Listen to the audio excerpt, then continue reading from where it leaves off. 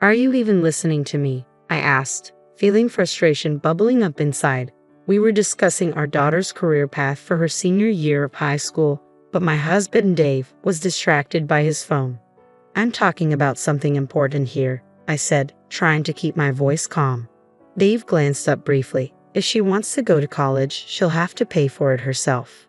I don't have money to throw away on my daughter who can't even take care of her own grandmother. I stared at the screen of his phone, bewildered by what I saw. What on earth does he mean? I thought, my mind racing. Dave and I had been married for 18 years, and our only daughter, Anna, was a sophomore in high school.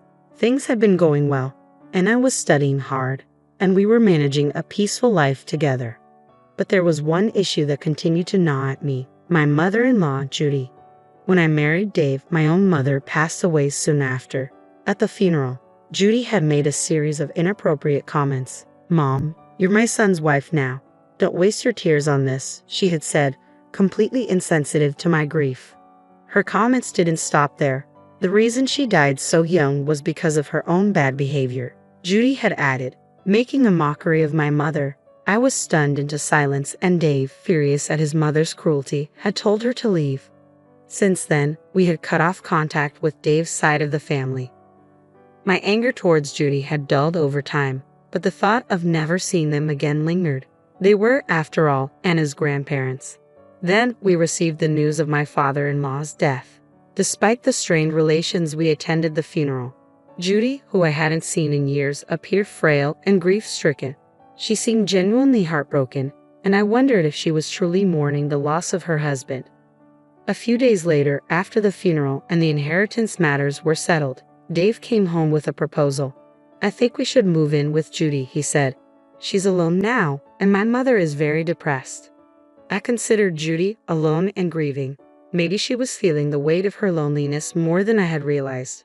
I understood why Dave was concerned for Judy, and after some consideration, I agreed that moving in with her might be the right thing to do. So we packed up and relocated to my in-laws' house. At first, I was hopeful. "I'm looking forward to living with you, Judy," I said, but Judy's response quickly soured my optimism. "You haven't done much as a wife so far, so you better start making up for it," she said sharply. "And while you're at it, make me some tea. Can't you see I'm feeling down? You need to be more considerate." I was taken aback by her harshness. I had moved in with the intention of easing her loneliness, but her attitude was anything but welcoming. To make matters worse, Dave and I both worked full-time, but he left all the household chores to me. "Hey, is dinner ready yet?" he asked as he came home from work. "You're such a bad wife, ignoring your duties. I'm really disappointed in you." I couldn't understand why Judy was constantly criticizing me, and it seemed to be getting worse.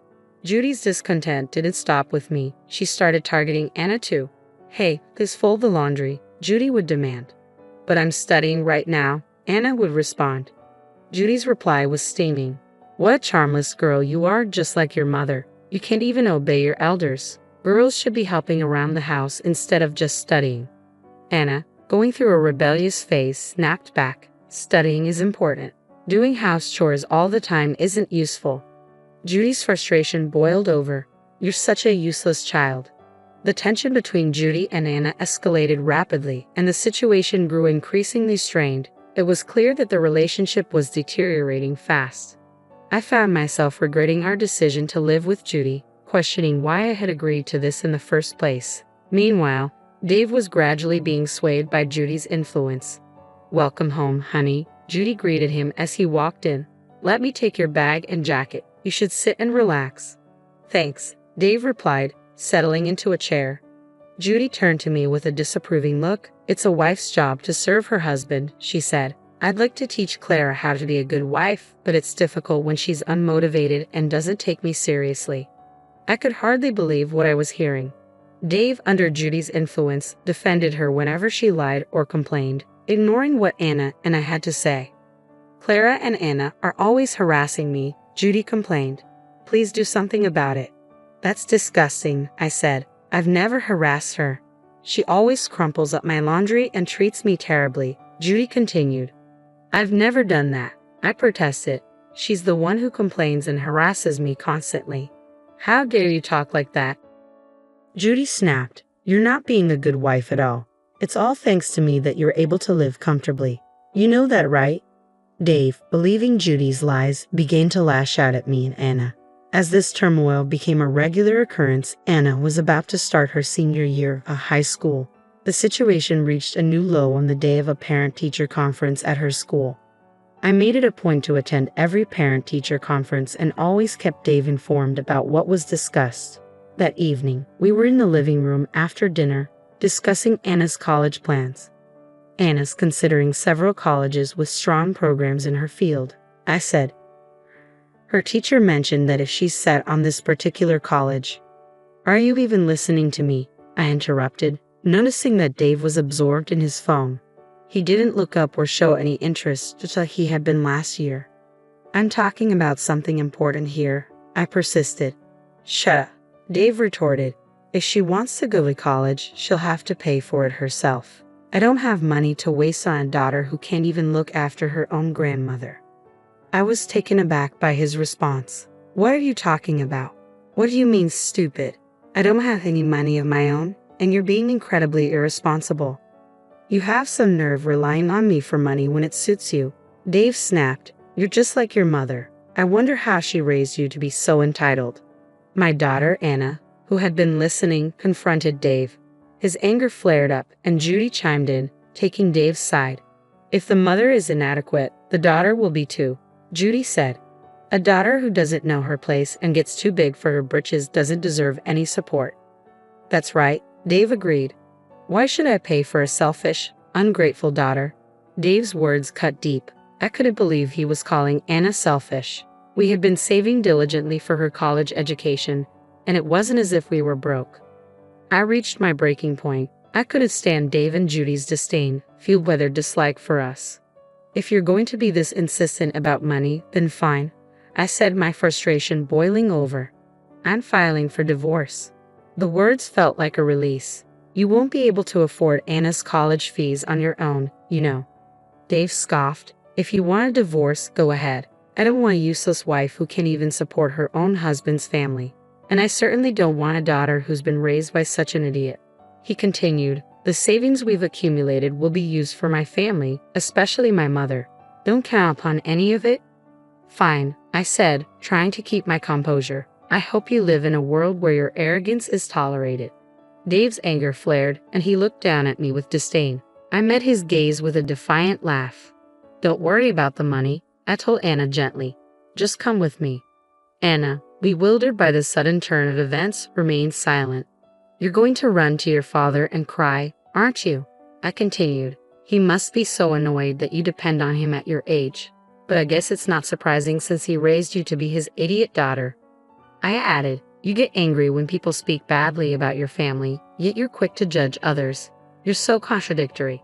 When Anna heard my words, she seemed to come to a realization.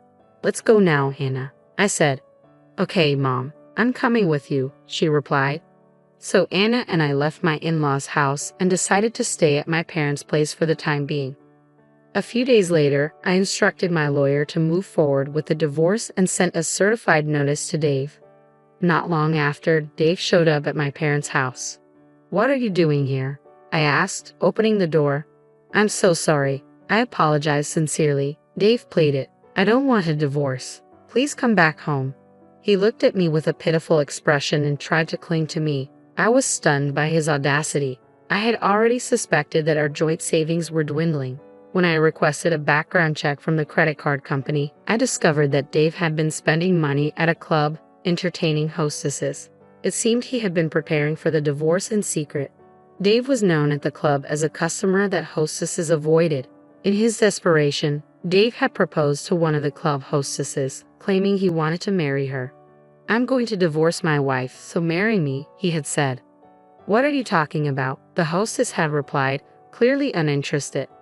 I truly love you and can make you happy, Dave insisted. I'm not interested, she had said, rejecting his proposal. When Dave's advances were repeatedly turned down, he became a nuisance. Eventually, he was banned from the club, and his contact information was blocked. Still undeterred, Dave waited near the club, hoping for another chance. I'm serious, he pleaded. Please just listen to me. I have to go to work now, the hostess said firmly. Please, I need to talk to you, Dave persisted. I'm in a hurry, she responded, leaving him behind. When Dave attempted to speak with the club hostess directly, she rejected him coldly. His persistent behavior did not go unnoticed. His colleagues at work began to shun him. When his boss learned about Dave's nighttime escapades, he was summoned for a serious discussion. I hear you've been stalking a club hostess, the boss said, clearly unimpressed. I'm not too fond of that kind of behavior. Dave, still fixated on his pursuit, responded, I'm serious about our relationship and thinking about marrying her. I really love her. I understand your feelings, the boss replied, but I'm not sure she shares the same intentions. If you speak with her properly, she might understand.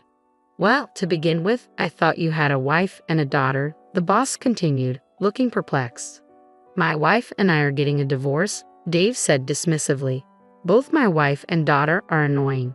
They're making a fuss about college, while the hostess is far better than my selfish wife and daughter.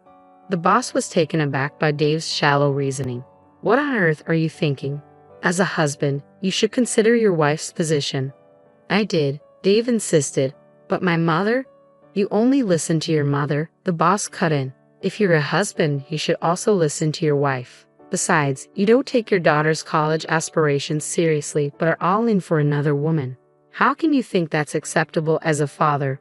You better get your act together, the boss warned. Yes, sir, Dave replied, shaken by the confrontation. As a result of his behavior, Dave was demoted and faced a pay cut, a stark consequence of his actions. I sent Dave a certified letter demanding a divorce, custody of Anna, a division of property, and reimbursement for the money he'd spent on the club for alimony.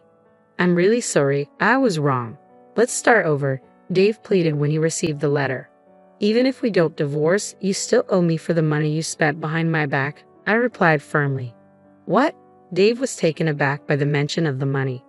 I could see his surprise was more about the financial burden than any genuine desire to reconcile.